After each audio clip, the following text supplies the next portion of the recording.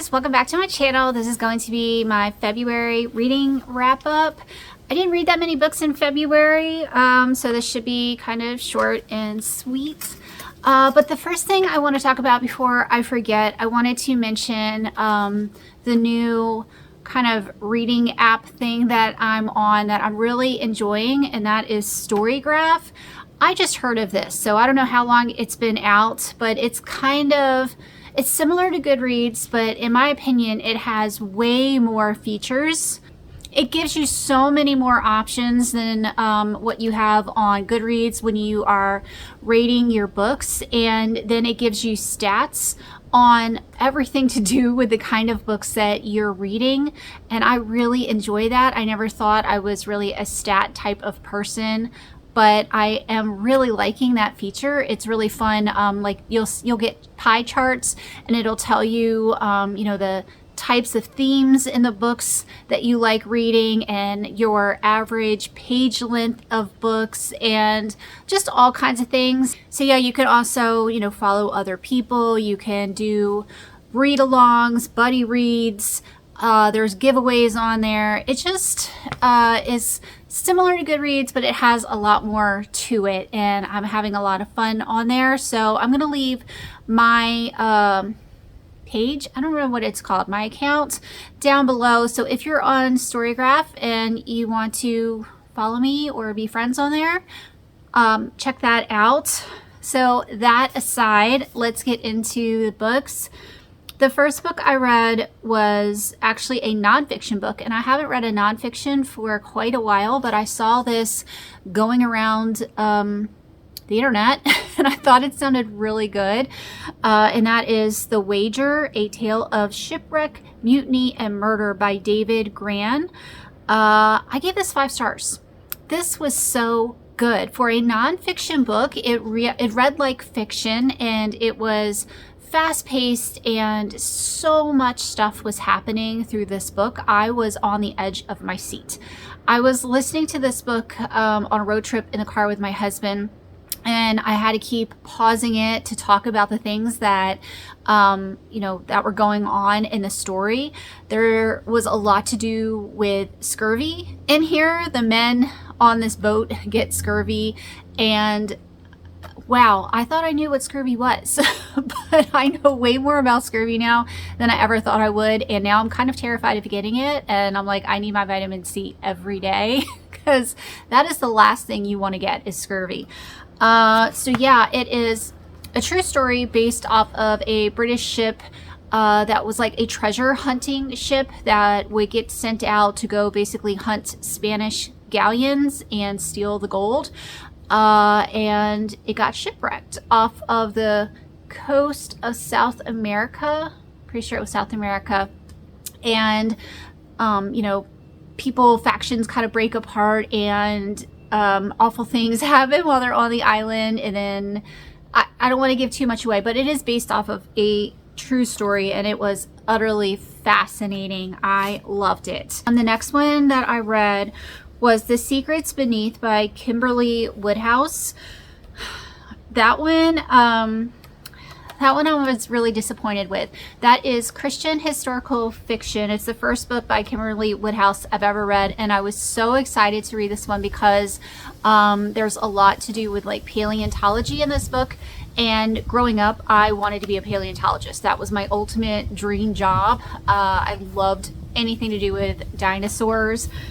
So I was really excited for this, so it was a second chance romance, which I really don't like, and the couple or the characters that were, trying to revive this relationship, gosh, they just fought all the time. They were constantly fighting and misunderstandings, and I just wanted to jump through the story and be like, guys, stop it. Just stop. You are so annoying.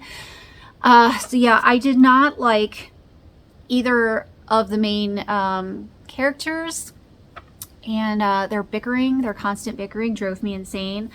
Also, there was a lot of overthinking, which is another thing that I don't like in books, when characters really get into their head and just keep thinking the same thing over and over again.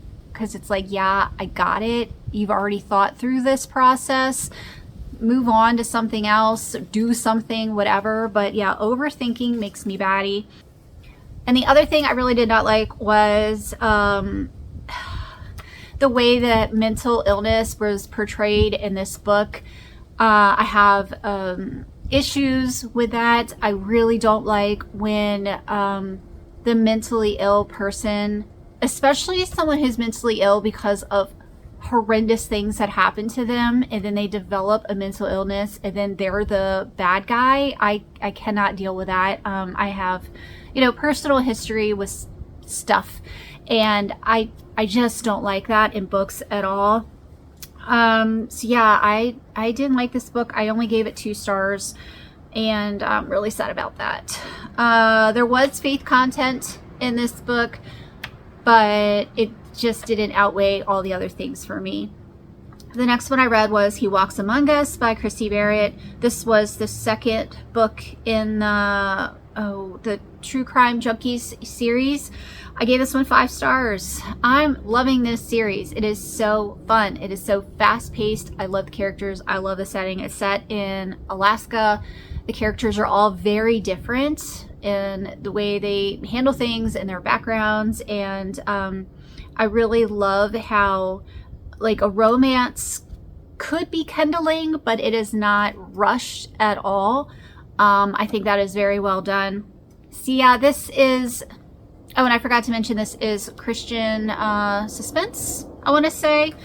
And it's kind of weird how they categorize these things, because obviously in the secular world, when I was a secular reader only and reading a lot of horror, a lot of the things that are in Christian suspense books are in secular horror books. And in the secular world, they would be listed as horror books, but in the Christian world, they're listed as suspense.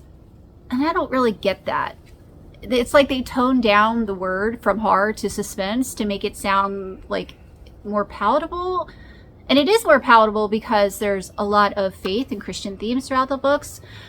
But yeah, I don't know. I'm going off on a tangent. I just think the way that we categorize Christian suspense is weird. Sorry, my trash truck is coming through right now. The next book I read was book 3 in that same series. It was called Never Happened to You. I also gave this one 5 stars, and it is just a continuation of the story. The podcasters keep coming across different murder mysteries, and thrown into these different scenarios. So I can't give away too many spoilers, but it is just the people working on the podcast. They keep coming together. They meet up like once a month and pick a mystery that they want to solve. And so this is just another mystery that they get together for. But again, I loved it. I loved the growth in the characters. I love the setting. Each setting of the books, even though they're all in Alaska, the settings are different in Alaska, and I really like that. So I'm learning a lot about the state of Alaska itself. So, all right, and the last book that I read was The Antique Hunter's Guide to Murder by C.L. Miller. This one I did not like. This is a secular mystery book that I had requested that my library purchase. So it's a new release, and I was very much looking forward to it. I grew up as a kid in the 80s watching, PBS, the Antiques Roadshow was like one of the only things that was on TV when I was little, and I loved it. So I thought I would really like this book. But the main characters is a divorced woman and her aunt, and I didn't like either character. The main girl complains through the whole book, and the aunt's best friend is murdered, and the niece has all these horrible thoughts about the man that was murdered, and she just keeps talking, again, overthinking, like harping on something that he did to her like 30 years before. And so yeah, I didn't like it. It was very slow, very boring. I wasn't interested in the mystery aspect of it, and I didn't care about the characters. I didn't care how the mystery gets solved. I just wasn't interested. So yeah, I wasn't a big fan, and I only gave it 2.5 stars. The writing itself was clunky also. It went back and forth between characters, but in a very strange kind of way. It wasn't very cohesive, so I did not love it. So yeah, those are all the books that I read in the month of February. If you've read any of these, let me know. I hope you guys are having a fantastic March, and I will see y'all soon. Bye.